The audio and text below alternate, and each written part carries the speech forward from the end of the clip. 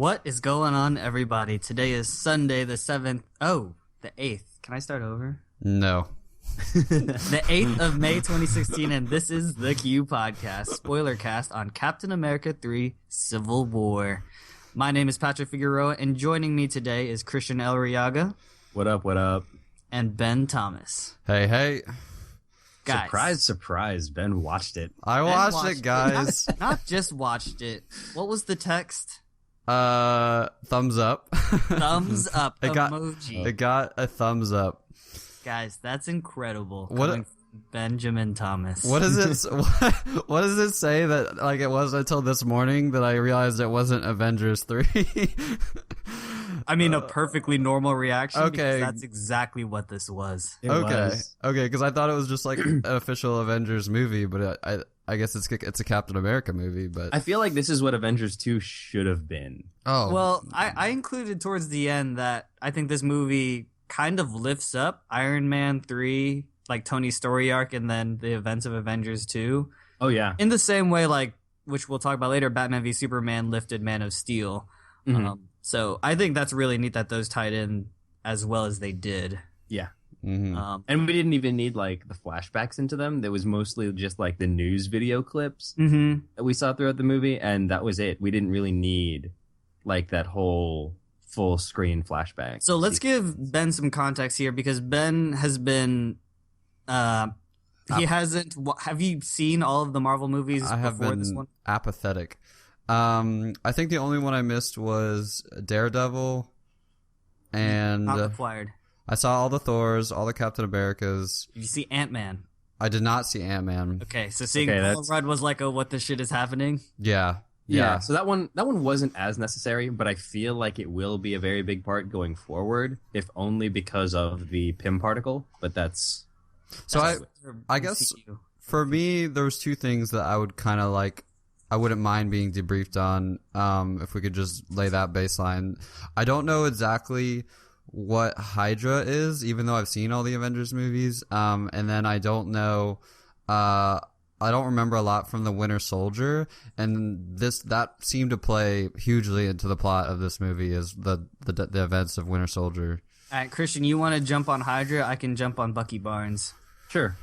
So Hydra is kind of like the polar opposite of S.H.I.E.L.D., and you know how S.H.I.E.L.D. was kind of like that government agency where they first formed the Avengers out of that fell to pieces during Winter Soldier. Okay. That's really all it is. It's just something that's existed since like way back when. It has been kind of hinted at that Hydra was like an offshoot scientific field of like the Nazi regime. Okay. Which is why you see all of the red and all of that German. It's basically the Nazis of their universe. Okay. Yeah. So they're just like evil. the Red Skull and things like that. You saw them in the first Captain America movie. Mm-hmm. Right. But Bucky Barnes, aka the Winter Soldier, he was Steve's childhood or best friend basically, who died in the first movie in like 1950s. It was during World War II. Yeah, so whenever World War II was. So Bucky was Steve's best friend before he became Captain America, and then he died in the first movie, and then it turned out that Hydra had recovered his body and made him a super soldier like Steve, and gave him a metallic arm. Bitches. Yeah, because he lost his arm or something. Right, and so that's typical of the Winter Soldier, because that's just, I don't know how they shoehorned that in, I don't remember, but that was typically like, if you see the comic, it's the metal arm. You saw in Civil War that he was like a sleeper agent, right? So Bucky's been brainwashed like 1,000 times apparently. Oh gosh. He's been like a living weapon since he was recovered basically. And by the end of Cap 2, he seemed like he broke it, but we very quickly find out in Civil War that there are still remnants of his sleeper mentality in him. Yeah. Okay. So that how did Winter Soldier end? S.H.I.E.L.D. fell apart, which was like the anti-Hydra, like we mentioned, and dissolved, which is actually very important, which we'll talk about later. And then Steve, I don't know, he was like, how did Cap 2 end, Christian? Bucky escapes. Bucky escapes. Steve lets him go because it seemed that he'd broken his mind control. Mm-hmm. And the biggest takeaway is that both Hydra and Shield were left in disarray. Yeah, shambles, because like you saw the gunship that they had in the original Avengers, and you saw that they had like an entire armada of these things that were flying over. I believe it was Washington D.C. DC, right? That was the reference to DC in the debriefing when they mentioned like New York, DC, Sokovia. But I think the biggest takeaway from Cap 2 was that this is really the beginning of the Avengers taking on the role of dictating who and where to go. Okay. Because they're no longer associated with S.H.I.E.L.D. They're actually their own separate team now. Privatized, exactly. That's really important. So now that we've kind of got... Are you filled in, Ben? Yep, that's all I needed. Cool. The holes are filled in for Ben, so we can move forward. So overall impressions, we've kind of already gone over that this movie was very good. Did we though? We I don't think we did our like share of. I personally think Ben's thumbs up speaks for all of There's us. no higher praise. I love like the level of enthusiasm. It's like, well, we had an emoji. That's a damn 10 right there. Holy shit, that was. Right. I haven't in this day and age. I haven't like a good barrier for me is I haven't enjoyed a superhero movie as much since the original Avengers, which I don't know what year that was, but I've seen a few since then, and none of them gave me the same like I was laughing in the theater, which is just always a good sign. Yeah, it's a great popcorn flick, and we'll go ahead and get it out the way now. The thing, trope that plagues superhero movies are like, you know, setting up villains and then having the arc of taking down the villain. When the villains, quote villains, are like people that we've seen, it makes it feel so much more. Yeah, because I was thinking like, okay, why did I like this movie as I was like walking out of the theater, and I was like, it broke a lot of new ground for superhero movies, just like the original Avengers. Like we never had a team up of that scale, and now we get like when you're pitting superheroes against superheroes, you have to create like multi-dimensional personalities instead of just the tropey like Captain America versus evil kind of thing. Yes, good. But then I realized that I guess was Batman or Superman the first movie to do that. But it kind of was, but it was just so poorly executed. Who gives a flying fuck? Yeah, it's like, I mean, I missed it. So for me, this is brand new. Like, oh my gosh, superheroes against superheroes. And then you don't have to spend all this time like building up backstories and developing characters. So so they were able to just immediately like put all their time into defining the conflict between them. So down the road, I do have a inevitable comparison of Batman v Superman, but I will quickly, before we get super in depth to that, I will quickly touch up on the reason that this worked so well in Civil War is because we've seen Rhodey, you know, Iron or War Machine in like 3 or 4 movies already, right? We've seen Falcon, quote unquote Iron Patriot, I think. Right, Iron Patriot, War Machine. You right. But we've seen him in several movies. We've seen Falcon in 2 or 3 movies already, and so when they have these lines, like it's not like these so in character, it doesn't matter. Right, it's not a random ass character out of the blue. Like we know him, we've seen him, and what he says actually means something, you know. But even the newer characters that we'd never even seen before had lines that kind of, you know, you didn't like have to stretch any form of imagination to say, oh well, that's a Peter Parker line, or oh, that's T'Challa line. Wait, who's War Machine? Don Cheadle. Oh, okay. Slash. No, it's fine. He should have died. Putting that out there.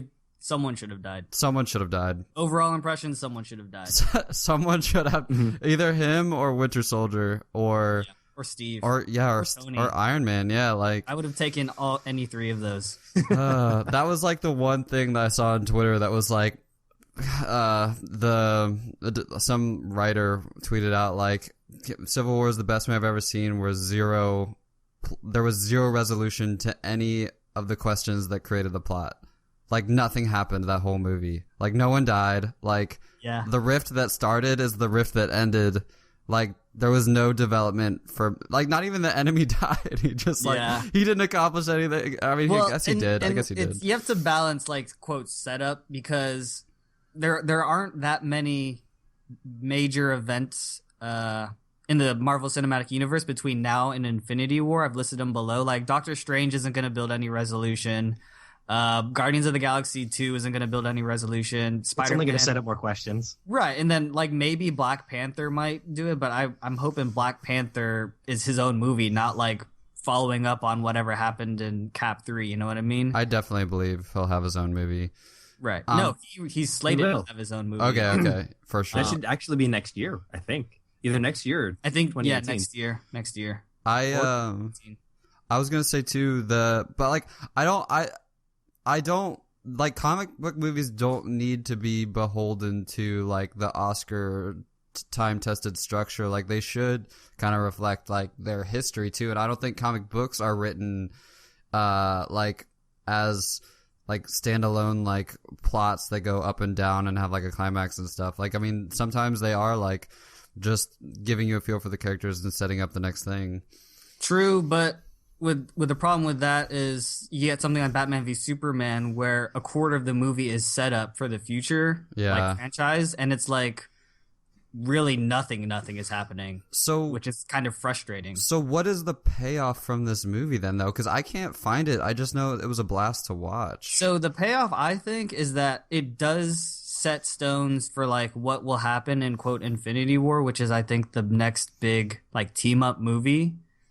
And so we have, I don't know, because when you say it, you're right, because the way Steve said, if you call us, we'll be there. It's like, well, then you're right. Nothing happened because because when you think about who Iron Man is left with, he's got a broken Rhodey, Vision, who is questioning his own, like, he fucking missed. He's not supposed to miss, you know what I mean? Not even Black Widow, not even Spider-Man. Yeah, like all of them are. I mean, yeah, and like the bad guy in this movie was not really like he was excellent. Also, first of all, like I'll say I really liked like he was just very evil. But I mean his like all he really wanted to do was like kill some super soldiers that could be used for danger that killed his parents, and then drive a rift between the Avengers so that they would have to like. To be honest, he didn't even like. He wasn't even that evil. Like the internet has been calling him the human plot device. Yeah, like that's all he served as. Like if you're trying to drive a wedge between a team that has become too powerful and is causing mass destruction, like that's kind of a positive thing. Like I mean he's evil because he's blowing people up, but like even like the payoff from that angle, I'm just like, oh, like I'm glad that he has to suffer for like killing people, but I'm not like I guess I'm mad at him, but I don't know. That's what I liked about this movie, though. You didn't have like the stereotypical villain, really. You actually, in a way, had to sympathize at the very least with the guy at the end of the movie. You know, like I mean, he's a product of the franchise. Wasn't meant to die, right? He's a product of like, you know, the wrecking that Avengers leave behind them, right? Both him and T'Challa, and they talked about that like on that mountaintop, and he was like legit about to kill himself because he didn't need his job was done. And like when you had Captain America smashing his shield like into Tony's chest as he does his monologue, you like feel for like, holy shit, what he set out to do is actually happening, and it's crushing. But and they just did such a good job like showing the id and ego of every single hero. Like I was just going down the list, like Black Panther, Iron Man, Black Widow, Captain America, Vision. Like they did dedicated time to show how conflicted every single one of these characters was during this movie, which like it's so refreshing, like to see like that type of superhero movie. And we've seen enough of the rest of the franchises for it to be believable, you know? Yeah. Like, I mean, Black Panther was the only one you had to introduce and like set up his motivation, so to speak. Yeah. But everyone else, for the most part, is fairly in character. Yeah. Based on the previous movies, which is fantastic because you didn't have to make you didn't have to make too many leaps of faith. You only had to do it for really Black Panther and Spider-Man. And they did that effortlessly, the way they weaved Black Panther in there, because they were able to use it both as like the plot trigger and like his introduction. So such a good introduction. Let's move on to some thematic issues here. Obviously, Civil War is based on a comic book, which I have not read, but Christian has. So he can kind of just tell us a breakdown of what's important to know between the comic book and what happened in the movie.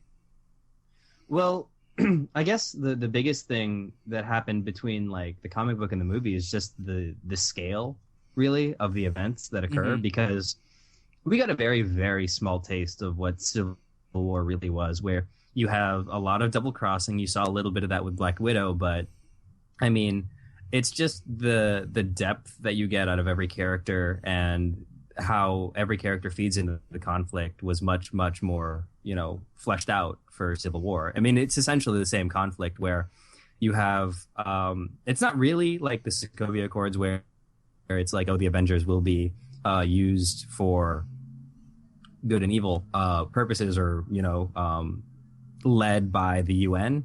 It was more of a like a superhero registration act. So Tony was all for every single superhero revealing their secret identities, which we haven't really gotten a feel for in these movies. Like, everybody knows who everybody is. That's just how it goes. So that really wasn't... That was probably the biggest difference, is that people still had secret identities because you still had the people who actually had superhero costumes and things like that. Right. Like, nobody wandered out in their normal day clothes. Yeah, and this... Sorry, go ahead. I would say the second biggest difference is the real reason Tony and Steve's final confrontation, which we'll talk about like towards the end. I think that was fantastically handled because something I couldn't buy in Batman v Superman is like, why the fuck are they fighting this hard, like trying to kill each other over like a small ideological difference? And then we got the reveal, which I don't want to talk about right now. I really want to get into it before we talk about that scene. But I thought that was handled so well, and I like almost lost my shit. Right? It was Yeah. so good. At first, I was like, come on, Tony, like, you're smarter than this. But I was able to, like, I mean, that fits his like character too well, though. Like, he's like, he's the perfect person to lose control in that way, just based on his like tunnel vision and his stubbornness and his his absolutely. and like well, the you look at pain. his history. Yeah, he has so much Like, his pain history in in his the movies. history. In Avengers, Age of Ultron, we saw the same exact thing happen. Someone implanted a scene into his head where everybody dies and there's no defenses left for the world, and he immediately tunnel visions into creating this, kind of defensive shield around the planet. And what was that? That was Ultron. Yeah, he fucked everything up. I mean, it was a great acting on Robert Downey Jr.'s part. I thought he had one of the stronger acting moments, just because he was just like the most upset over everything. Like, I feel like Steve was always just like, chill out, bro, it's okay. But Robert Downey was like, we fucked up so many times. We have to like fix our shit. Like, why aren't you guys listening? How are you guys so blind to all the destruction we're causing? Yeah. I'd also like to give a call out to Chadwick Boseman, who did Black Panther. That was awesome. That guy is sexy as fuck, He's dude. I love his voice. Like, when he's talking while he's in the suit, I'm just like, I get like my skin crawls. Words. Yeah. We have my favorite scene in the whole movie, and my favorite character in the whole movie though is Spider-Boy. Like Spider-Boy. Like Tony, Spider-Boy. like Robert Downey Jr.'s performance, just those scenes where he's like in the kid's apartment, I just thought it was so funny and like such a perfect like moment away from the plot, like the way that it, for comic relief, it was so good. Can we take a moment to talk about, and this is gonna be the thing, the unnecessarily hot aunt? Oh my god, Marissa Tomei. It was so funny. I thought that was so funny. He's just like, yeah, he just kept dropping jokes. Like, that was the perfect situation for Tony Stark to be in, to get all of his snark out. Like, not only about like the tiny spider child in front of him, but his unusually attractive aunt, and just like... Well, what I really appreciated about that was that you have two of the snarkiest Marvel characters in the same exact room, because Peter Parker is actually supposed to be very, very quippy in accordance with comic books. Like, he's supposed to have the one-liners, and he's supposed to talk shit. Like, the whole... hey, I think you dropped this when the Winter Soldier threw something at him. I thought that was perfect. That's cool. I didn't know that backstory. I don't know much about Tom Holland and what he's been in, but he held his own very well standing in a room with Robert Downey Jr. Yeah. As, like, kind of an awkward character, but like it's. Did you guys know he was going to be that young? I didn't really look into him when he was cast, so no.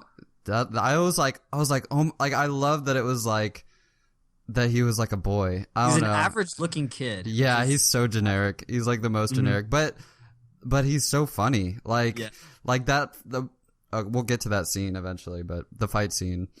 I think that kind of epitomizes the character, though, right? Because Peter Parker's not supposed to be spectacular. He's just supposed to be average. Yeah. And then you get Spider-Man, which is when you really say, oh, man, this kid's awesome. There's a lot of average superheroes in this movie. Like, I'm noticing, like, Black Panther, Black Widow, like, the Arrow guy, like, what's the guy's name? The Arrow, Nighthawk, Hawkeye. Like, none of these guys are, like, these are all average Joe superheroes with, like, no really... like mutant stick to them, which I thought was like kind of cool the way they weave those in, and that's not something I like.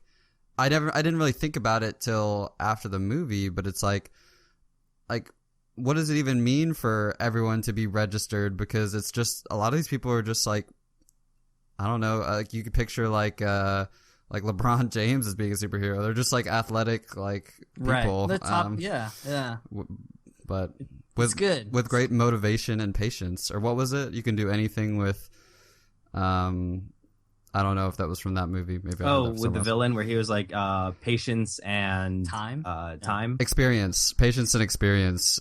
With that you can do I think anything. it's when he was trying to get it whatever out of that Hydra scientist and you just ended up like waterboarding him to death. No, he just drowned him. He just didn't even try to torture him. It's like, we're not going to fuck with any kind of torture. We're just going to kill you. All right. Y'all ready to break it down chronologically here? Let's do it. All right. So the movie opened up with the Winter Soldier flashback.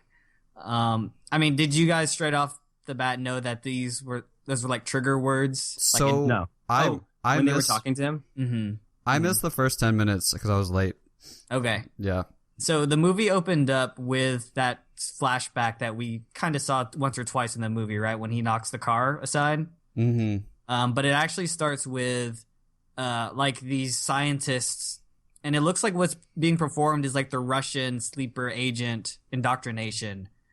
So like he's getting tortured, and then he's also being like recited those, 10 words or so, right? Yeah. And it reminded me very, very much of, was it BioShock with the "Would you kindly"? Yeah, exactly. Just like a word that, trigger phrase, yeah, basically.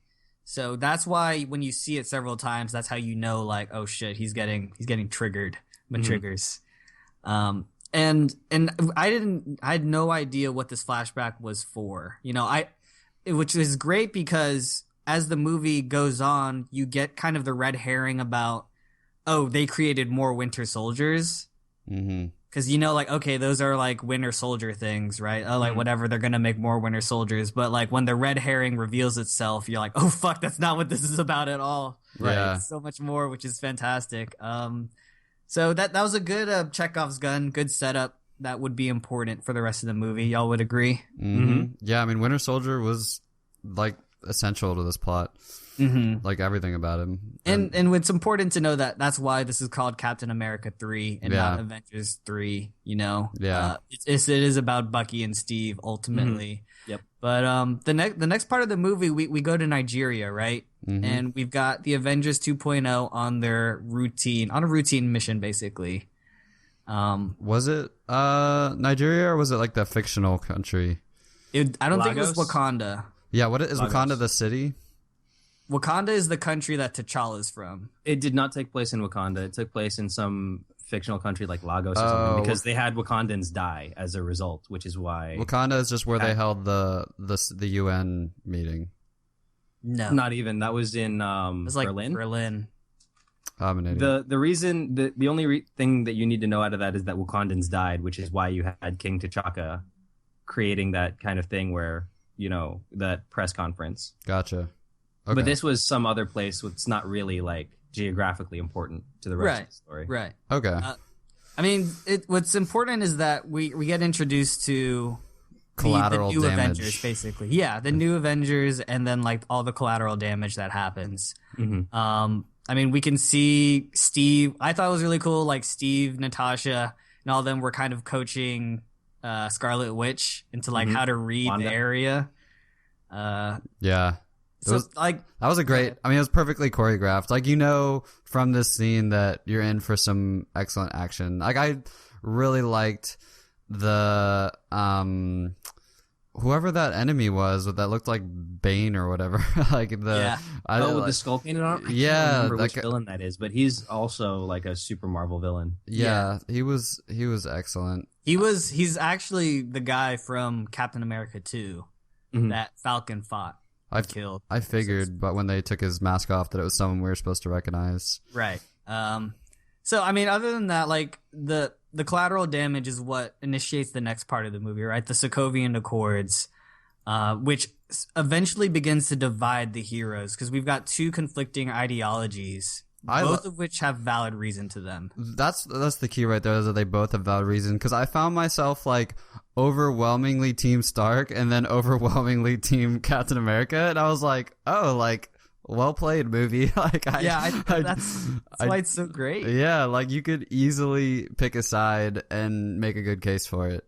And even Rhodey at the end says, like, if I had to make the choice, I'd do the same thing. Like, I think we do need to get put in check, even though all this shit happened, because it's very true. Because like I was totally Team Stark until Cap re-mentioned what happened in Cap 2.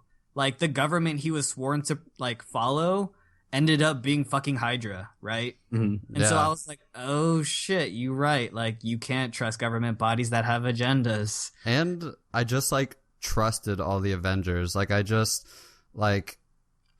was just like, yeah, you guys are the shit. Like you need to be able to do your thing. And like, I don't know, like if you had declared war like against an evil, then like there's gonna be collateral damage in any war. But like, I mean, the crux of the issue is that's the case, right? What happens if an Avenger goes rogue, right? What happens if Cap's not behind the wheel anymore? Because Cap has a very Boy Scout mentality, and it's just that's good in a perfect world. But what happens when an Avenger just I would love.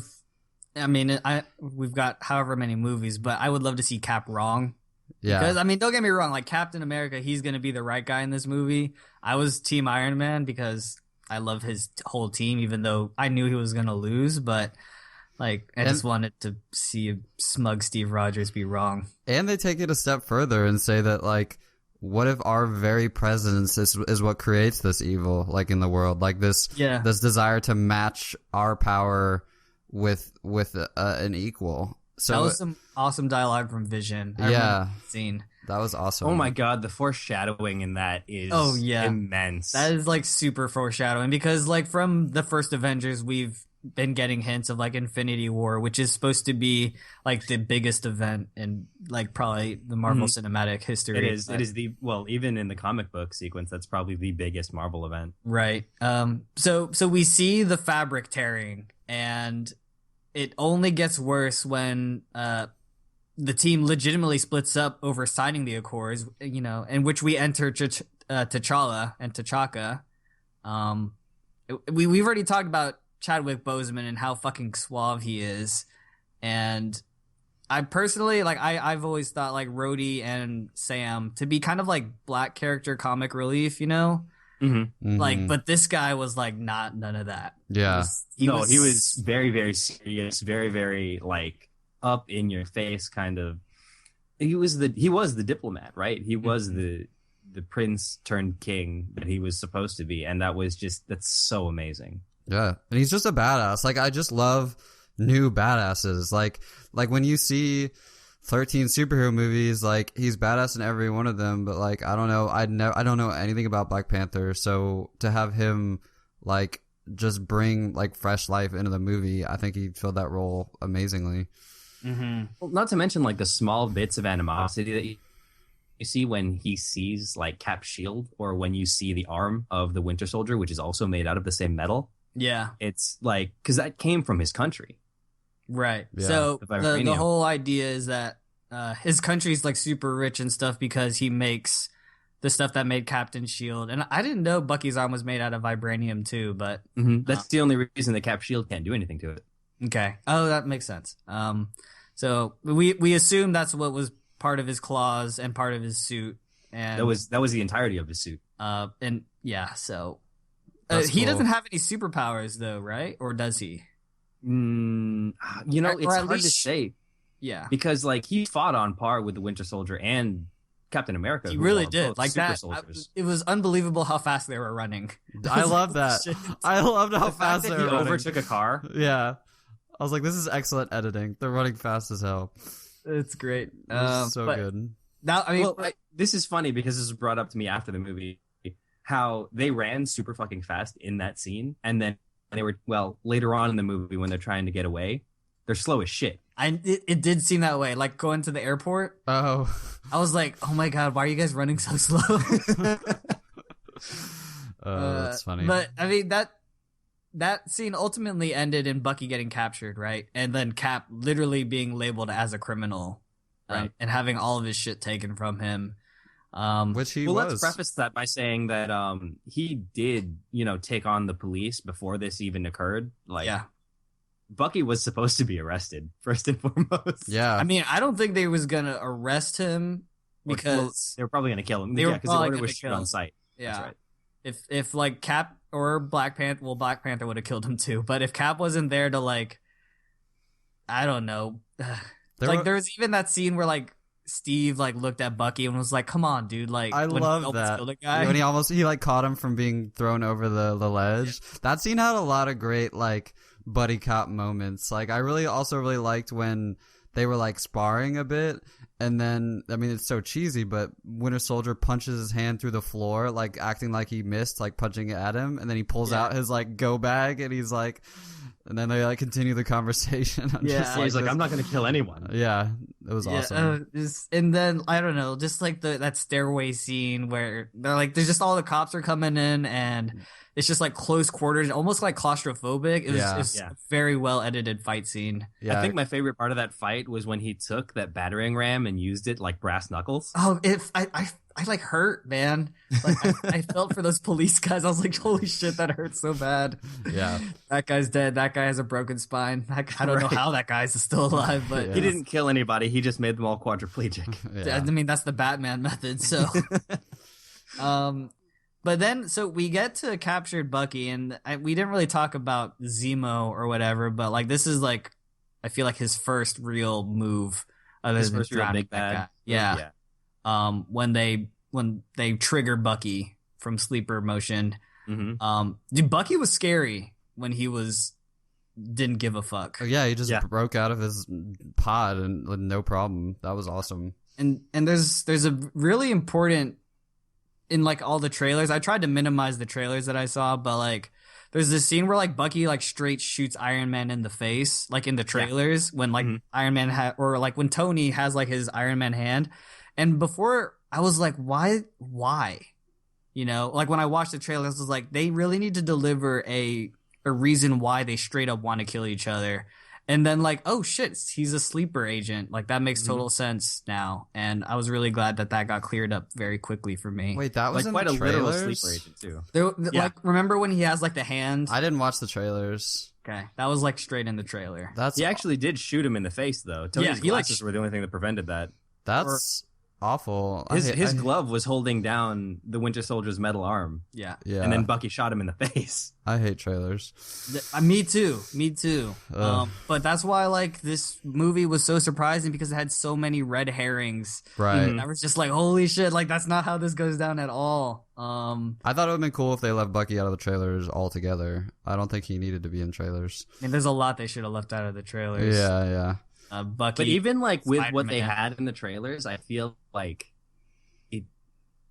it was all right that we saw what we did because it didn't actually give away anything. Well, I wouldn't say that for everything. The Spider-Man reveal would have been insane. That would have been good. Mic drop, the Ant-Man arrow. Like, there's a lot of stuff that is just like, I know you need to sell the movie with epic moments and trailers, but like, please save some of them. So they did save some of them, but there are a couple of other scenes. Like, so I actually saw on the commercial that Ant-Man's "Thanks for Thinking of Me" scene. I was like, oh, really? Yeah, I was like, oh, that's all right, I guess. But like, if that's like Scott's, one of his like 10 lines in that movie, it's like, God damn it! Don't give him any. So I didn't know Ant-Man was going to be in that movie. So that one never leaked to me, and that was a huge, awesome surprise. And was it? Yeah. So like, could you imagine if that happened for like Spidey? Yeah. Like Ant-Man also even got like the Black Panther.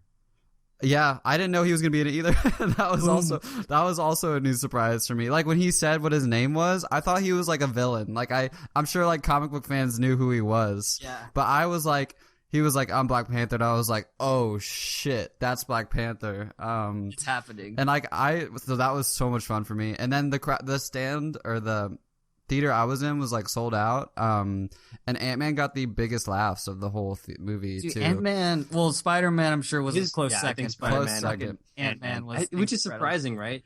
That those two had some of the best quips of the entire movie. Because they're the people that everyone's not sick of. Like, I don't know, in my opinion. And they're also just very funny.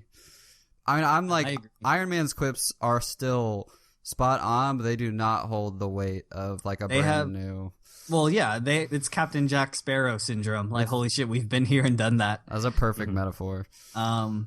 I just also want to call out Steve's biceps when he was stopping the helicopter because I like legitimately like told myself, holy shit, I need to work out because like my theater really liked that as well because he's holding it with his arm outstretched or something, and then he pulls it in like Arnold Schwarzenegger style, and he's got the bicep. The biceps were so big, and it's like, holy shit, Steve, drink some milk or drink some water or something. God damn. His like body type is like all bicep too. Like he's jacked, but like proportionally to his chest, his biceps are still enormous. Oh god. I looked at his physique a lot during that movie. If you can't. I mean, who fucking didn't, man? Yeah. So like after like Bucky breaks out, both teams realize they need some more firepower. So this is where we really enter the Spider-Man, and we've touched on it already. We touched on an unnecessarily hot Aunt May. Holy shit, she was gorgeous, guys. I do want to bring up the fact that they were like, what's your origin story, kid? And he's like, it's a long story. Boom, done. We don't need to hear anything more about getting bit by a spider. We don't need to hear anything more about Bruce Wayne's parents getting shot. We don't need to hear anything more about, just origin stories like the Goblin, none of that. Exactly. We don't need to hear it because we've seen so many franchises, and I just love that they handled it that way. Yeah, it was perfect. It was so good. So, I mean, we've already talked about his intro. Did you guys buy his motivation for fighting for Team Stark? Yeah. Hell yeah. Yeah. All the way, even like when he I understand oh shit, great, you're funding me for all of my shit, but like a kid young from Queens, and then he's up against Captain America and his team. You guys still buy it? Yeah, I do. I think I do, just because he was okay. So like Peter Parker in this iteration anyway was super freaking starstruck, right? This is Tony Stark in his house, and this is a man he idolizes because Peter Parker builds gadgets for a living, right? So he's kind of like that. I don't know, like what Stephen Hawking would be to a physicist kind of thing. I mean, where he's just kind of like, oh man, this guy's super fucking awesome. And he's like, I don't know, we'll say 12 for all intents and purposes. No, 15. So, 15.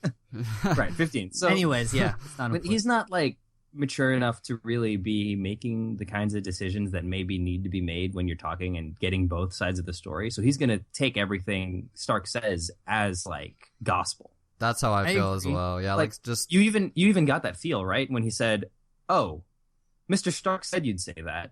Yeah. Yeah. I mean, because personally, I felt like he was not brainwashed, but the way he said, like, with his character motivations, like hold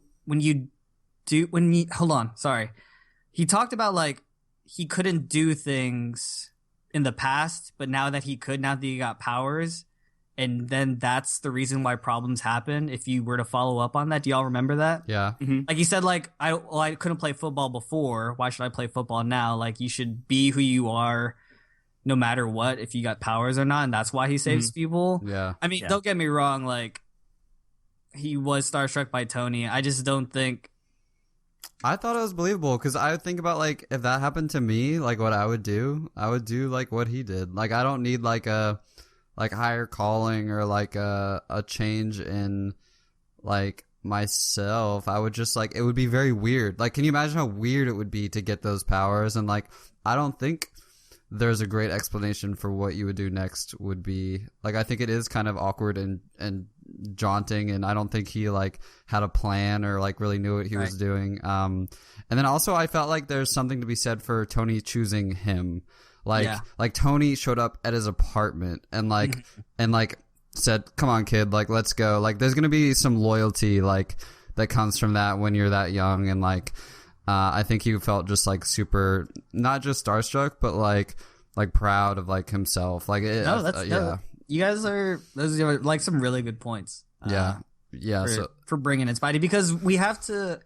We are focusing on the context of the movie, but we are also focusing on like Marvel Studios asking Sony to like, hey, can we borrow this guy? You know? Mm-hmm. Oh, I totally forgot about that. So it's like we have to like, obviously it's a money move, but we have to keep it in context of like, did Marvel Studios do it well enough? Like introduce him well enough to like start his own franchise, you know?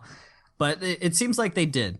I don't want any more Spider-Man movies. Well, you're gonna get them for the rest of eternity. You're gonna get at least one. Oh my god, I just don't need any more.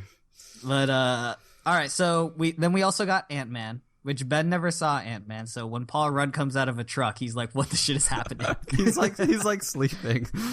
He's fell asleep in the back or something like that. He just like comes out. He's like, "Oh, you're Captain America." He's like, "Right on, man." He's like, "Oh, and I know you." He's like, "You're awesome too." Yeah. Like, oh man, Captain America. That was just so great. He was just like calling them all out, and they're all just like, "All right, get over yourself," or whatever. Yeah, I mean, so Ant-Man. I saw Ant-Man. Ant-Man was pretty good. It was a regular Marvel movie. Christian, you saw Ant-Man too, right? Mm-hmm. Did you buy his motivation for being on Team Cap? We actually didn't see anything of his motivation, did we? Like, as far as we know, Falcon made a phone call, and that's what happened. Yeah, and that's so kind of like, I don't know. I think there's more backstory to be had with his animosity towards Stark, especially because his mentor is Hank Pym, and Hank Pym and Tony's dad. I can't remember his name. Fuck, but Howard. Yeah, Howard. Hank Pym and Howard Stark were colleagues and rivals in a way. Yeah. So it wouldn't surprise me if Hank Pym were to paint Starks in a bad way, you know, and that's Paul Rudd gets his. But I feel like the way Ant-Man set up Scott Lang, he was kind of like do I have to do it if I don't have to do it? You know what I mean? Mm-hmm. Like, I mean, and that just might be like Ant-Man meant, you know, his personality, but he'll do it, you know, because it's for the greater good. I just think he had the weakest motivation to like risk his life for this kind of shit. I agree with that. Based on the events of Ant-Man. What did you think of Ant-Man, Ben? Not having seen the movie. Yeah, I mean, not having any context. Do you want my like what I thought of him from a motivation perspective, or for what I thought of him as like a addition perspective?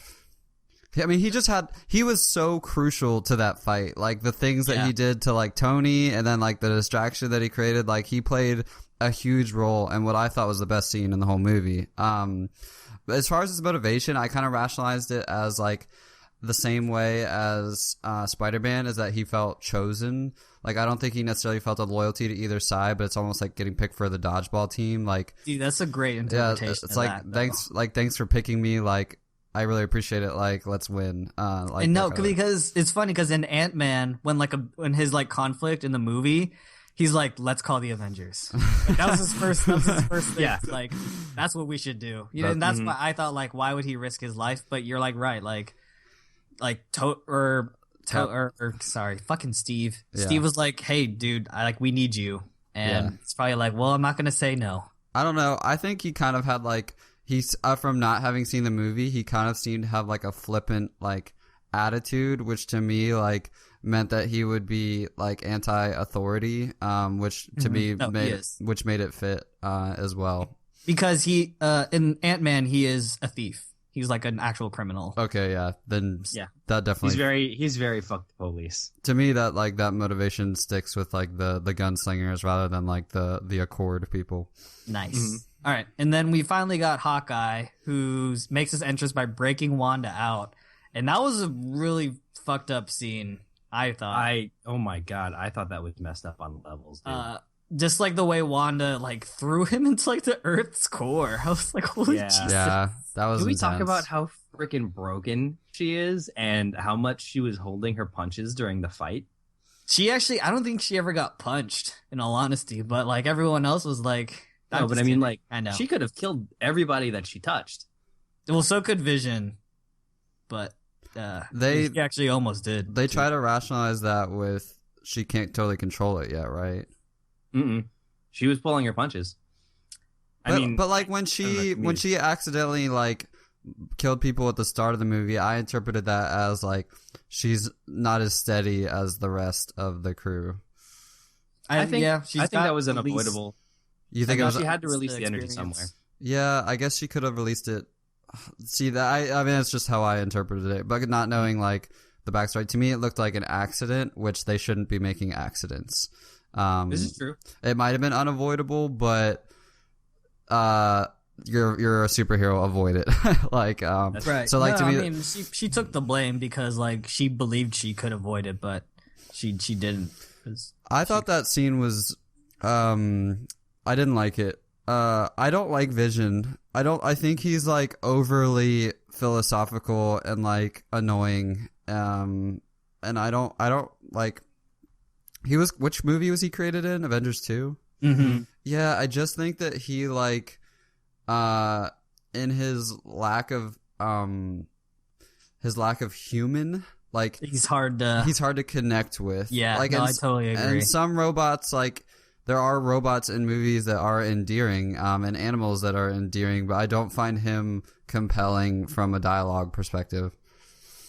No, I agree. In all honesty, I'm the opposite, but that's probably because I just know the universe, and that's probably the biggest indicator is that like he was making all these foreshadowing thoughts and how he was talking about his link to the Infinity Gem in his forehead. Yeah. See, all his talk about the unknown and the philosophical were all things that would tie directly into the Infinity War, and the Vision is one of the more powerful. Maybe not on Doctor Strange level, but one of the more powerful heroes in the Marvel universe. Right. He just seems like Superman. Right, and the thing is, for casual moviegoers, we didn't really earn anything from that. And I don't get me wrong, that will get lifted whenever it plays in like 2018. But for now, it was just a lot of what the fuck are you talking about, Vision? Like, right. Show us more Elizabeth Olsen. Yeah. Is that Wanda? That's Wanda. Okay. Yeah. Was she the same actress who played her in... Okay, it was the same actress? Mm-hmm, okay. Mm-hmm. The only person who's changed is Don Cheadle from Terrence Howard in the first Iron Man. Oh, yeah. Like, Terrence Howard was only in the very first, right? Yeah. Right. I mean, and Hawkeye, like, what y'all think of him? He just gets lost in such a star-studded movie. I agree. He didn't have that many lines, and, we knew he was going to be there, but... Like, I thought it was nifty the way that he, like, trapped Vision for, like, a moment. But I thought it was about to get real fast. But it turns out that Wanda is just a powerhouse. Also, like, how do you, like... The other thing is, he doesn't fit well to me in the choreography of the epic superhero battles because, like, the way that superheroes fight... is like a way that it's believable that they're like kind of like deflecting onto each other and not actually killing each other. Mm-hmm. But all he does, he shoots arrows at people. So like theoretically, if you connect an arrow to someone's face, that's like, that's terrible. Death. Yeah. Like you can't like distract someone so you can make a getaway by shooting arrows at their face. Like, whereas everyone else is having like hand-to-hand combat and like being thrown through walls. Like, I don't think his combat style is very fun to watch from a choreography standpoint. I mean, and are we saying Scarlett Johansson's is because she does flips and no, I agree. I think she gets lost in those scenes as well. No. I mean, and which is why I thought when they had a little sparring moment and they were like, we're still cool, right? And I thought that was a little neat because those are the two, like, grounded people. Yeah. Mm-hmm. I thought that was really neat. That was actually super important. And then also the way that Black Widow ended that scene was also super important. Yeah. The way that, I mean, do we want to do we want to get there? Well, I mean, we're jumping into the airport scene now. Okay. So, oh god. I mean, that was the most fun superhero fight I've ever seen. Like, oh god, by far. It was like the stars. I mean, it's just so fun to see all their powers like combine in all these unique ways, and like it brought me back to like the first Avengers when like the Hulk is like fighting people, and it's just like a total riot. I mean, what's great is because they're not fighting nameless monsters by the hundreds, right? Because like that's what happened in the first and second Avengers is like they're just punching things that literally like break on contact. They're like fighting each other, which is a great like, oh, we never really thought about like Wanda's powers versus Iron Man's, you know? Like you would see them work together, obviously, like when Iron Man in the first Avengers like blasted his energy beams or whatever off Cap's shield, it's like, oh man, great team up move. Yeah. But when there's just so much room to play with when you like pit them against each other, and the movie's been moving so fast and it's been so tight that you haven't actually decided who you're rooting for yet either. Oh, so I like know. while you're watching it, you're like, yes, wait, no, like, yeah, shit, I don't know. All right, so let's put the focus on Spider-Man right now, dude. He is OP as shit. Like, oh my god, he's broken as fuck. But I think he was broken in regards to this fight merely because he was going up against a bunch of people who really couldn't undo his webbing. Yeah. I kind of in that manner I would say like he was going up against people who had no idea what to expect from him. True. Like these people don't understand like his skill set, they don't know who he is. Like I think that he just caught them by surprise more so than he was OP. Okay. I mean, you're right because I mean he didn't take down, but he restrained Bucky and Falcon simultaneously. But you're right. They didn't know what the fuck he was. They were like, "What the shit is this?" Well, it's like you could tell, like when he had that one-on-one with Captain America. Captain America, like, was like taken aback, and then he figured him out, and then he whipped him around and threw him through a plane loader because it was like he was learning like on the fly. Dude, nice. That was a great interpretation of why Spider-Man. Like, he did seem OP at first, and then you're right. He got shut down pretty quick. Yeah, he was like, I'm done. Yeah. Stay down. And I just love that he just did not shut up the whole time while he was fighting. Yeah. Which is like, they even called out as like, most of the time when we're fighting, there's not this much talking. Oh, he's so good. I love him so much. I hope that doesn't change when they do the Spider-Man movie because I really love quippy Spider-Man where he just like, you throw something at him, he's like, hey, I think you dropped this, throws it back into your face. Yeah, I mean, he's just like in all the communication for like the fight. He was the one that was like, "Hey, did you guys really see that really old Star Wars movie or whatever?" Yeah, and they're just like, "Who is this guy?" And then by the end, Tony's like, "Wait, I think he's got a point." He's like with the giant walking things. Oh my god, I was literally like slapping my leg. I was like laughing so hard at that because I was like, what is he talking about? And then I got it because he was whipping around to his knees, and like the way the Ant-Man was so like unwieldy, it like perfectly mimicked the AT-ATs, and it was just like he just stumbled. It was so good. Well, then let's talk about the giant Ant-Man and the other stuff. He was cleaning up in this fight, man. He was the most crucial member on Steve's team, I would imagine. I just thought the first intro to like seeing his powers really in the go was when he was like binding Black Widow in like his small form, and she was like, "What the shit is happening?" Yeah. And then she does like the little like the shocker thing. He just like flings off. And he got launched when he did the Iron Man thing. He got launched from an arrow, right? Yes. That's a perfect team up move right there. And Ben, that was revealed in the trailers, and like it's just like that. I don't know. Christian and I talked about how frustrating it is sometimes to watch trailers. And the thing about it is that was something that harkened to a very, very popular scene in the animated Marvel movies where they did the exact same thing. Hawkeye launched Ant-Man off of an arrow, and the moment we heard that both of them were going to be in this movie, people were like, is it going to happen? Please tell me it's going to happen. And like I was just super sad that was one of the reveals they had in the trailers, because it's like, could you imagine what that would have been like for people to just see that without knowing whatever the fuck? I can't imagine because it was awesome. But we did get Giant Man. That was not spoiled. That was not spoiled. At least, I mean, I didn't dig deep enough in the Marvel what's it called? Catalog.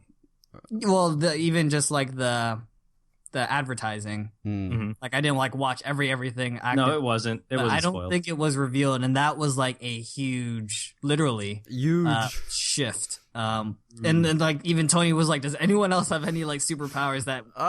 That was so funny. He's like, "Does anyone have any like game-changing superpowers that they have not told us about that we could use?" And then he like when he shrunk back down, he's like, "Does anyone have any orange slices?" I thought that like that takes balls to write that line and make it work. Like I just think the writers like they got weird like with some of these punchlines. Like they are not like that's why Marvel's been so successful though, because that's like that that's such a originally funny quip. Like that's not like I guess I wasn't too big to handle, or like there's so many shitty one-liners. Yeah, he didn't go punny with it. He went in like the completely left field such direction. Such an adorable, funny thing to say. Because I mean, I don't punish, but like something you can roll your eyes about on Marvel is like how quippy they can be. Just like how cheesy it is. Like in Avengers 2, the whole like language thing by Captain America is something I bring up often because it's just like, holy shit, we get it. Like you don't need to bring it up 1,000 times, but. I mean, we Ant-Man had probably, like I said, 30 lines at the most, but he used every one of them perfectly, and not an eye-rolling method. I mean, when he's in the Iron Man suit, and he's like, "This is your conscience speaking." Yeah, it's just like, and I think that's why like Avengers 2 sucked, is because the quips sucked. I mean, I'm kidding. There's more reasons. Even like the return Iron Man quip when he's in the cell, he's like, "Who are you?" Oh, that was so great. That was so great. He's like, come on, man. Come on. But although it reminds me of like Star-Lord, right? Like Star-Lord had the same line. But I mean, that's fine. They're separate for now. But, for now. So we can talk about Black Widow. We touched on Clint and Natasha's like little moment when they're fighting, because like they've had like a shared history in this franchise. So it sucks to see them fighting, because we saw them fight in the first Avengers, but that wasn't like real fighting. Yeah, that was like Clint being brainwashed. Yeah. Man, and like, yeah, like wait, so. Natalia or Natalie or Natasha. That's Black Widow. Mm-hmm. Yeah, like that was like such a cool way for them to escape, was for her to like let them go. Like that was like, I thought that like just made the dynamics of the central conflict like that much more interesting. Yeah, it was rough. No one's one-dimensional. It was rough because you could see like the post fight, like when Tony and her are in the same room, he like glares at her. Yeah. And he's like, "What the fuck did you do?" That was awesome too, because she's like, "Is your ego that fucking big, like that you can't?" And the answer is yes. Yes. Yeah. But I think like Tony had even more reason, just like from an emotional character standpoint, because Rhodey just went down. True. Like, granted, that was friendly fire, but Rhodey just went down. I mean, and that's you're right, because that extends way more than just like, I can't believe you let them go, but it went to, because you let them go, Rhodey went down. Exactly. Yeah. That's why he was, and like I mentioned this before, we've known Rhodey for like 3 or 4 movies. This fucking hurt. He should have died, which would have like wrecked me, but it hurt a lot to see him go down like that. I mean, and that just like, they just like, everyone has just great motivations in this movie. Like they built up like for that conversation to be that plausible from both Black Widow and Iron Man's perspective. It made like the weight of the plot like feel right, and it made every fight scene like feel every right. Moment hurt, yeah, and like feel awesome and hurt at the same time. And it was great that Vision was the one that, like Christian said, foresaw it and it was fulfilled, the prophecy. Right, his prophecy in his own movie was fulfilled. Right. So he was saying, what was it, like chaos or carnage, something like that? He was being something real. Always happens. He says, like, with challenge comes catastrophe. Yeah, catastrophe. There you go. Yeah. Which makes our way to the raft, which is like, I didn't know what the fuck was happening when this thing was coming out of the water. That was that was dumb. You didn't like it? No, that was some cheesy ass prison shit. Yeah, I think that was completely unnecessary, because we've already seen like that whole prison setup when they had that barge in the air. Yeah, or like the destroyer that lifted up out of the water. I feel like we're done with like these big government secret prisons. Well, they needed a scene to make Tony realize that like the government is a little bit unhinged and like maybe they can't like be trusted, and they did that by this just over the top Archivelian like prison where they have the half of the Avengers in these cells, and it's just like I thought the scene was needed, but I didn't like the underwater prison. Okay. No, I mean, and it was important because Tony was said that he's like, sorry, it had to be here. And they were like, well, if it wasn't here, it would be another jail cell. So like, I mean, that's just the way it had to be. Right. And I think the raft is in the comics. I'm not entirely sure, but that's where they got it from. Is that this larger than life moving sea prison thingy. But go ahead. It was just, I guess, you know, when you want to show how restrictive they need to be when they're trying to restrain gods, maybe that was necessary.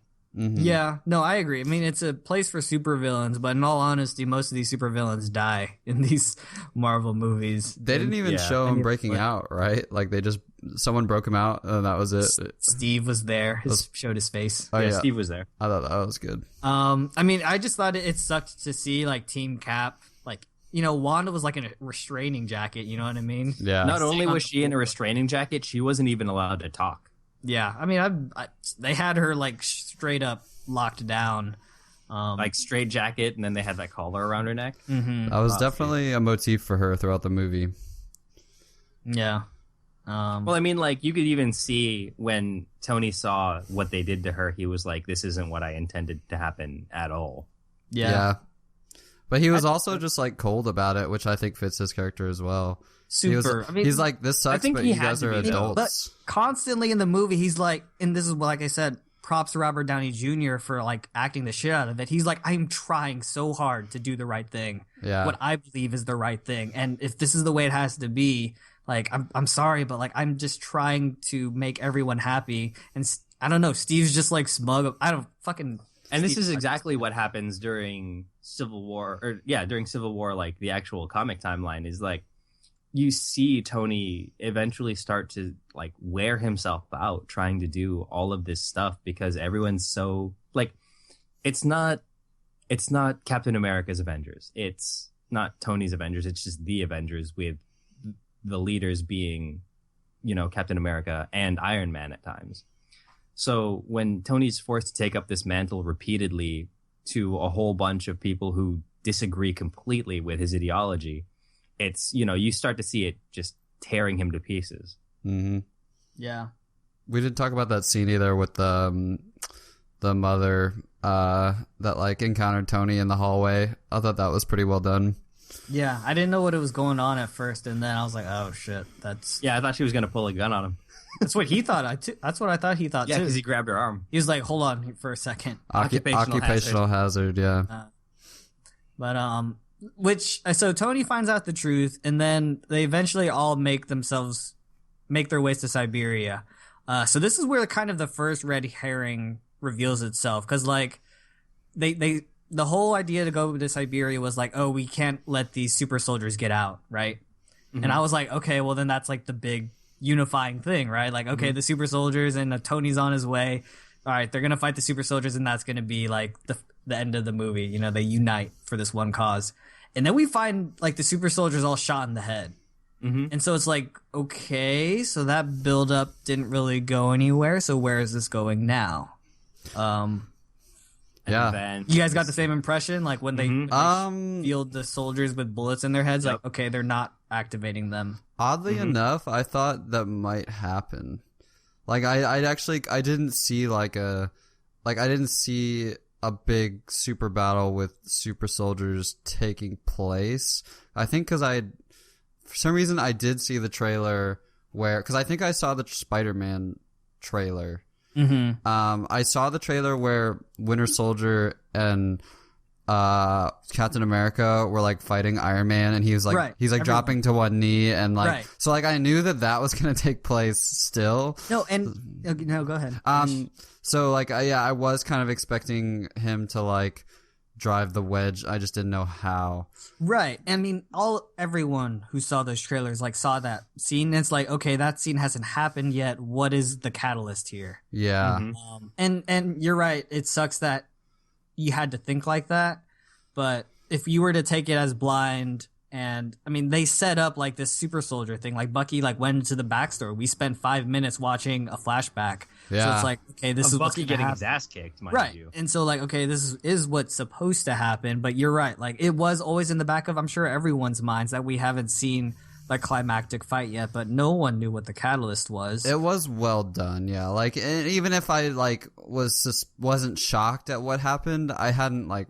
I'm not so bold as to say I had ruled out that there were going to be Winter Soldiers waiting for them. And I mean, Siberia. I mean, it was just all like very like just cool. Like, what's going to happen next? Mm-hmm. and so like Zemo, he shows them the tape. And it reveals the flashback we've seen 2 or 3 times now where Bucky smashes that car. And then I'm pretty sure at least for me, the cogs started turning like faster than ever. Yeah. You know? Because like, holy shit. And then you remember Tony's like, they never made it out of the car that night. You know, they never made it back. And you're just like, you knew. Yeah. You knew, and you were like, holy shit, this is how it happens. And they show you how it happens. Like they show him like punching him in the face and like choking out his mom. And it was like, I had my hand over my mouth because I was like, I cannot believe this shit. That was brutal. Yeah, what they showed was brutal as fuck. And we mentioned it earlier at the beginning. This was not in the comic.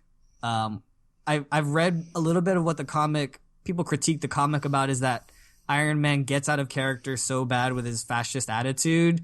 Like, why is he really fighting to the death over this? And so I was like, okay, maybe they're going to carry some of that into this movie. I just thought this reveal made that final fight so much heavier. Yes. On so many more levels than like what this split in ideology was supposed to be. Yeah. Was that supposed to be from like World War II, that like lab? I think 1991. Mm-hmm. Oh, 91.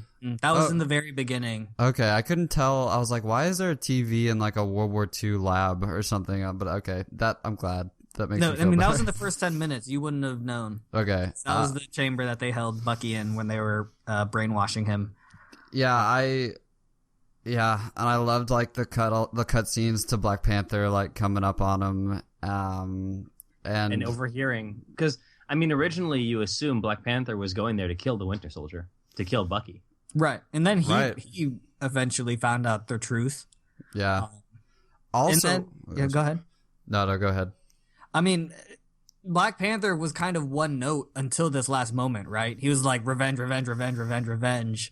And then he was like, we have to, I don't know, he showed some wisdom. Yeah. I'm tired of letting revenge rule me. Like, the vengeance machine stopped. And he's like, we have to pay. Like, and that line, the living are not done with you yet, was just like, well, oh, God. And, like, it was awesome because, I mean, he like related to him, like he connected to him because it was like their families had like been like affected by the Avengers, so they shared like kind of like a common moment, which I thought was neat because it made it that much more compelling that Black Panther would be able to empathize with him, restrain, yeah.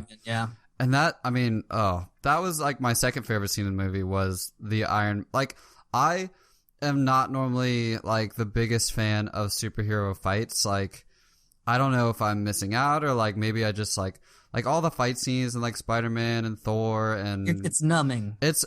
You're numbed to it. Yeah, like I'm not impressed. Yeah. But that fight between Iron Man, Captain America, and Winter Soldier was so gritty and so like pounding and like just close quarters, like they used claustrophobia so well in this movie instead of just like people leaping through buildings and stuff.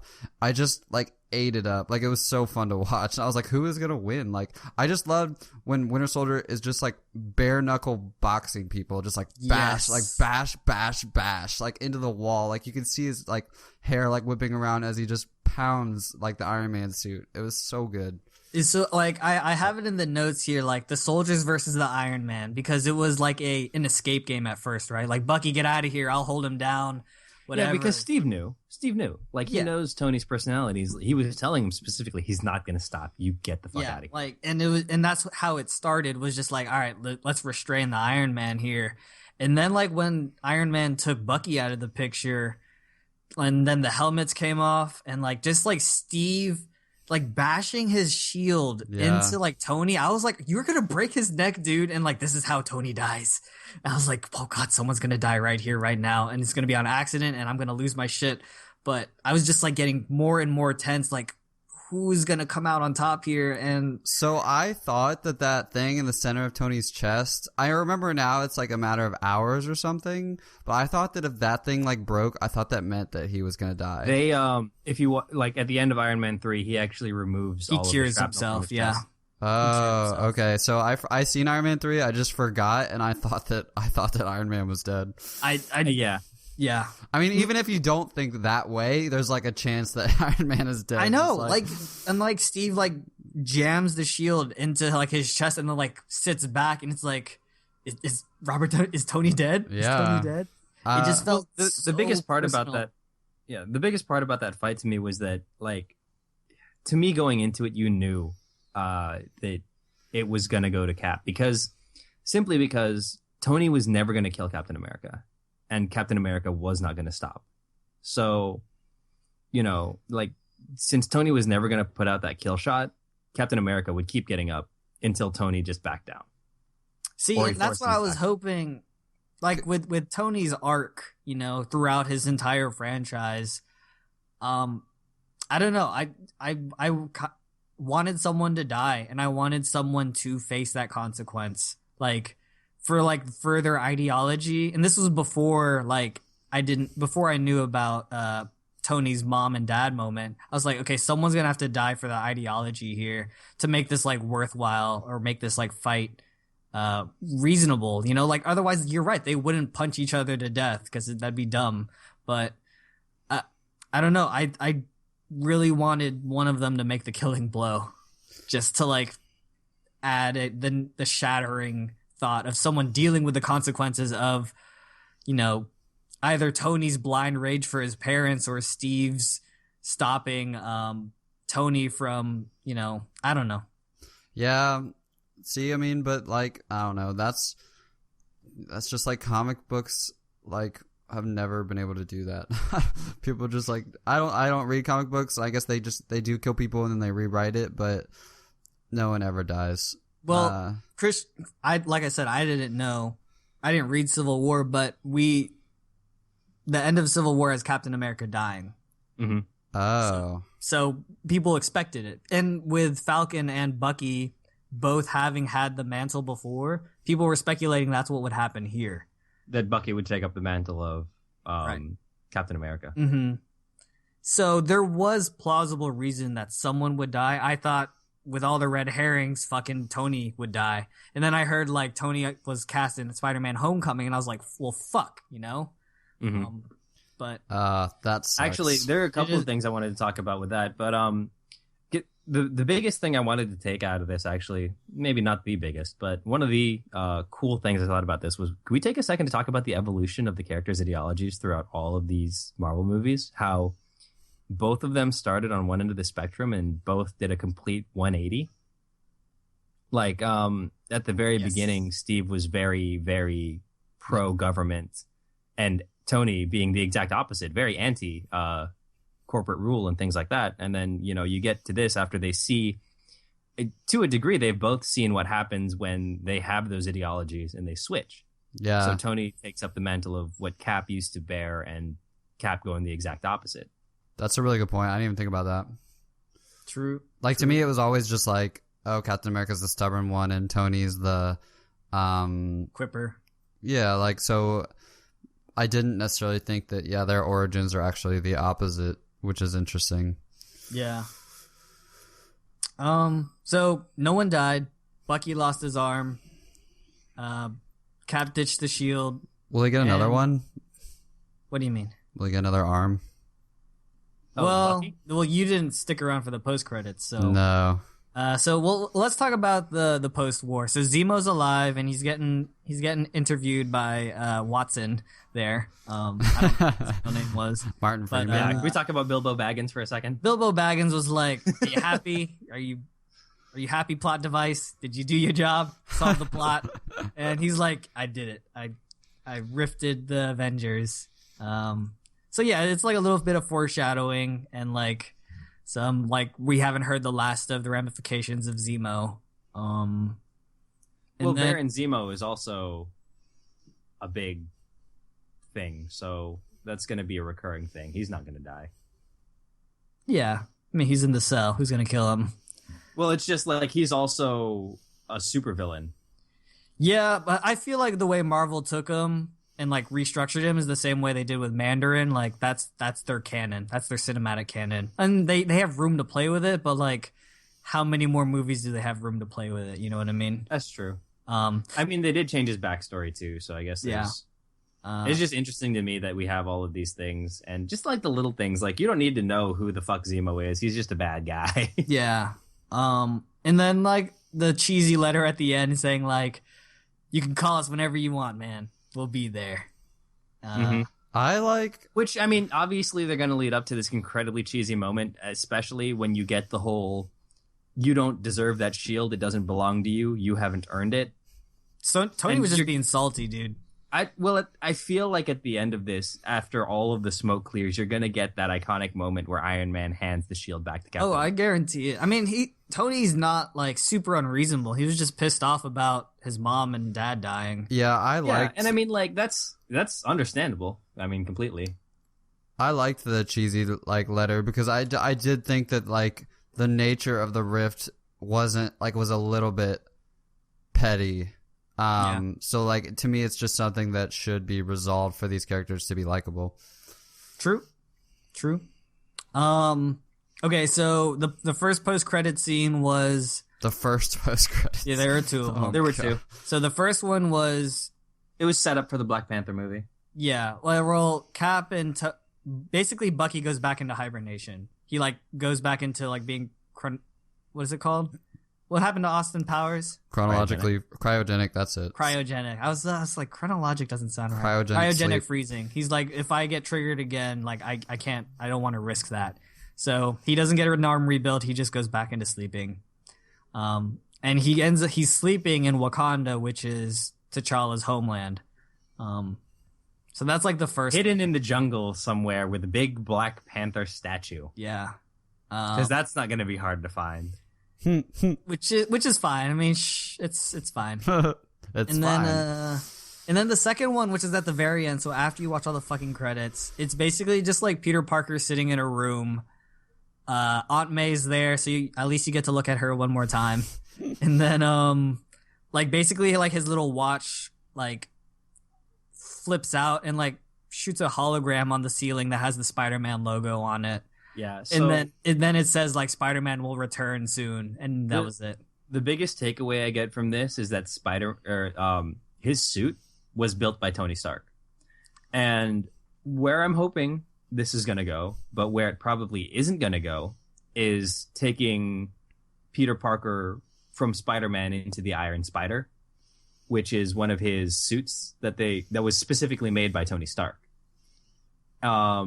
This probably isn't going to happen, but the fact that he was given Stark tech makes me a little hopeful that we'll see, because we've only seen two variations of the Spider-Man suit. We've seen the original, and then we've seen the Venom suit. Yeah, that's cool. I didn't even know that existed. Mm-hmm. I was just pissed that I sat through the credits for that. Yeah. I was hoping for a Guardians 2 or a Doctor Strange lead-in. Anything like that, but it was just like, especially because it was already announced that Spider-Man was having more movies under Marvel Studio supervision. Why? Because money. So, I mean, that covers the chronological stuff here. We can continue to talk about the implications to the Marvel Cinematic Universe, but we've already touched on most of them. And I don't think that it did much other than like start a rift that will probably be addressed in Infinity War. Mm-hmm. The very first one I'm not so sure about, strictly because we've already listed Star-Lord as being in the very first Infinity War. So what we're probably going to end up seeing is Galactic before we see the Earth-based universe. Well, I'm just saying, like, nothing that happened here is going to affect any movie until Infinity War.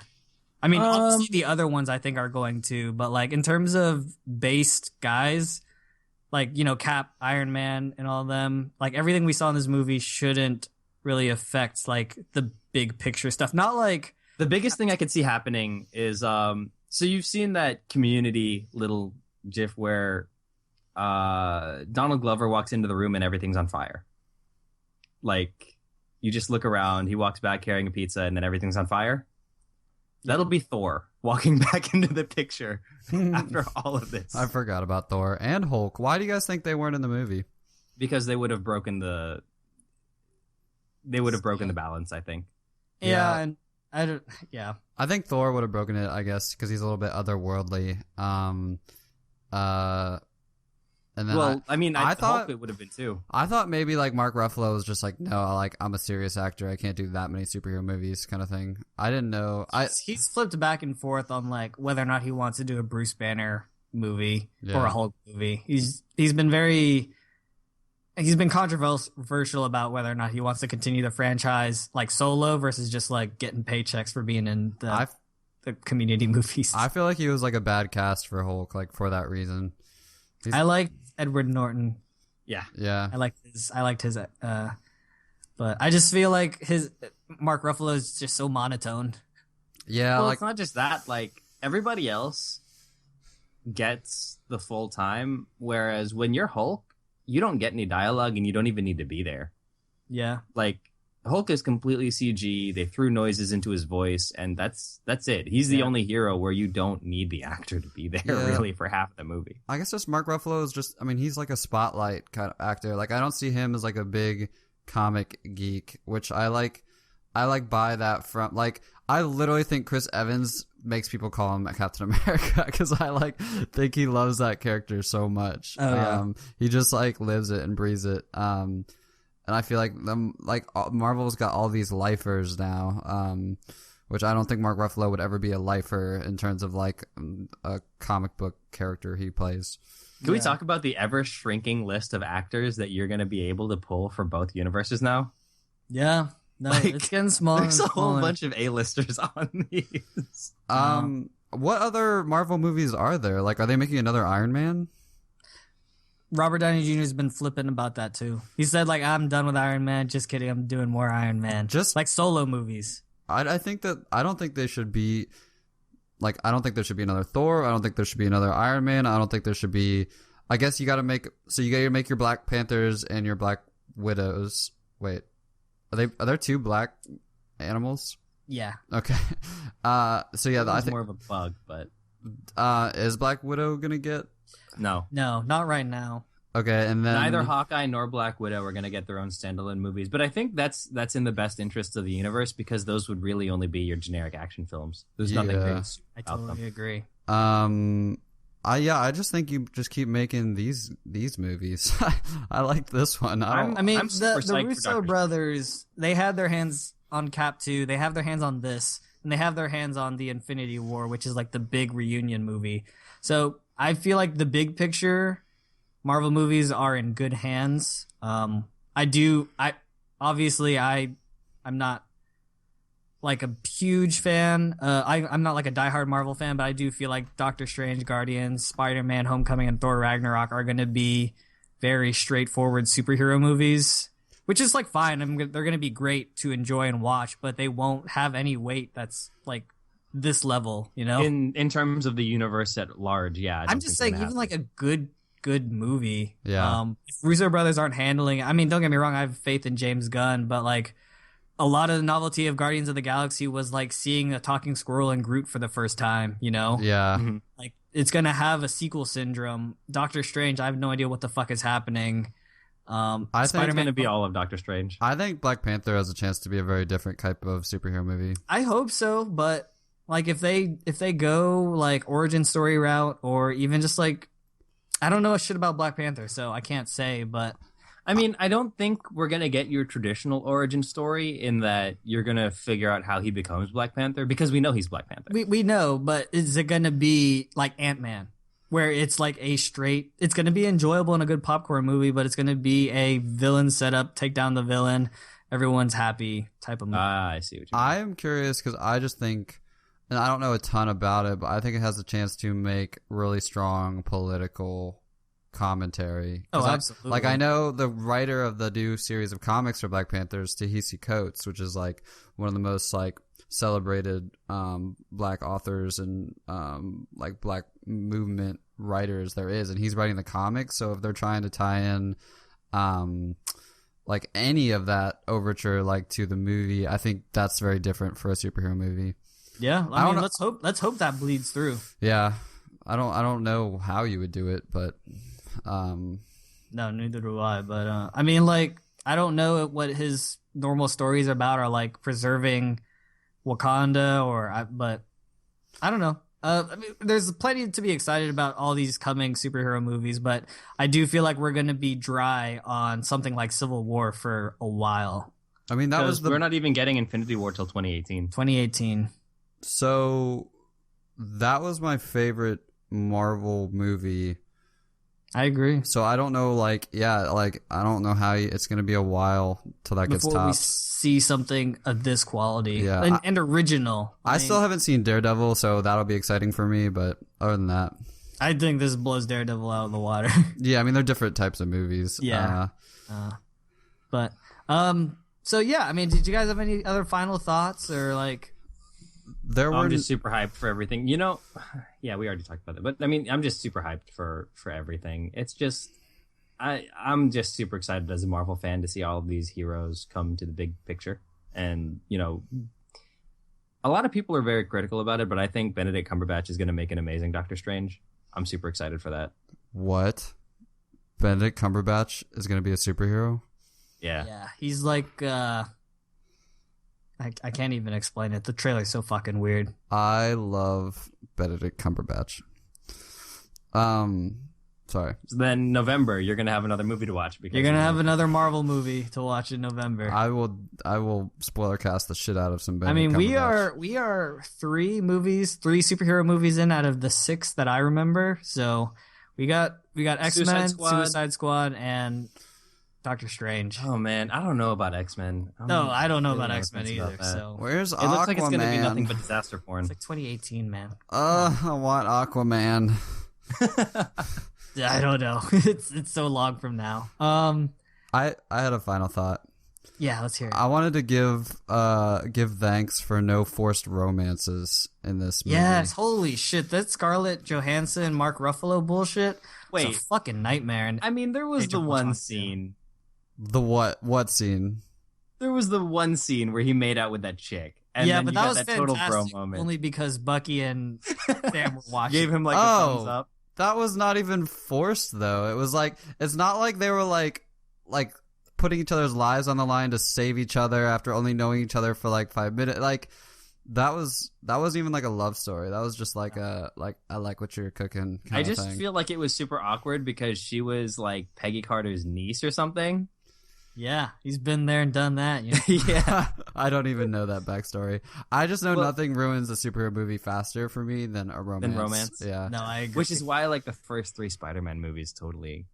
Ugh. And Thor. God, Thor. Ugh. Ralph. Age of Ultron still hurts. I don't know what the hell was going on between Black Widow and Bruce Banner. Oh my god, yeah, that was fucking weird. Stop. Just stop. They learned their lesson. Yeah, no, they really did.